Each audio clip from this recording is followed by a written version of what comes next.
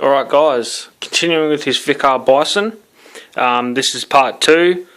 There will be a third part of, the final finished product of me putting all this in and, all the upgrades.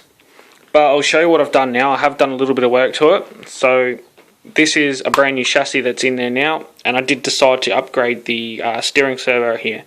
So this here is the old one. It's the standard one that comes with it. It's a 9 kilo servo. But this is the one that is in it right now. So it's a JX servo, and they are the specs. And you can just get these here off of GearBest or Banggood. Either or should have these servos. They should be quite good for the money. Definitely for the money, they're quite good. But yeah, it looks nice as well. Like your nice anodized alloy casing on there.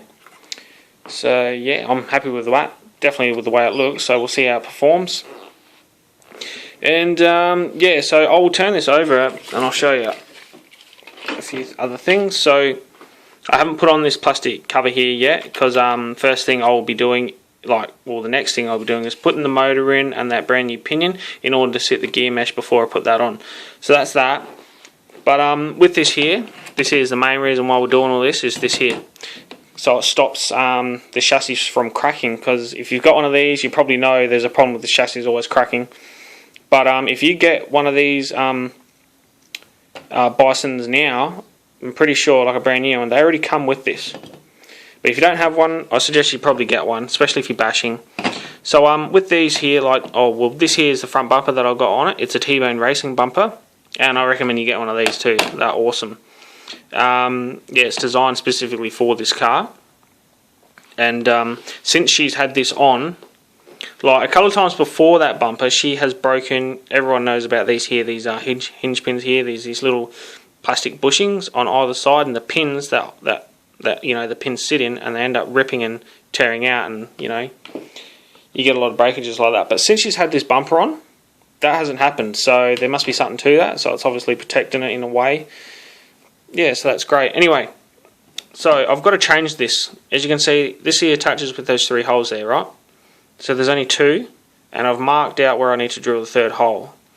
And then there's two holes where it mounts in the back. So then I've marked right here where I need to drill out the those 2 small holes. And this line here, I'll be cutting off, so I don't need the back part of it.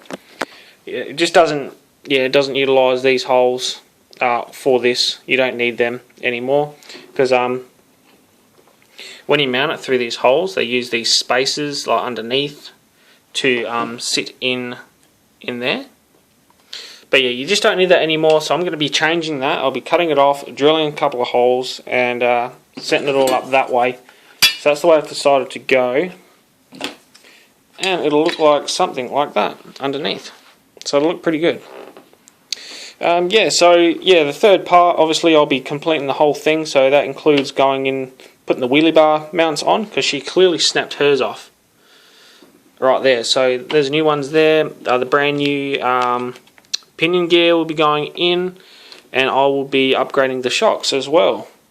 So 2000 weight CST oil for the shocks. That should be really good. It worked really good in my JLB. So it seems to be nice fluid.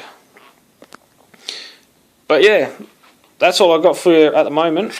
So that'll all go on and go together. So for the next video. So stick around for that.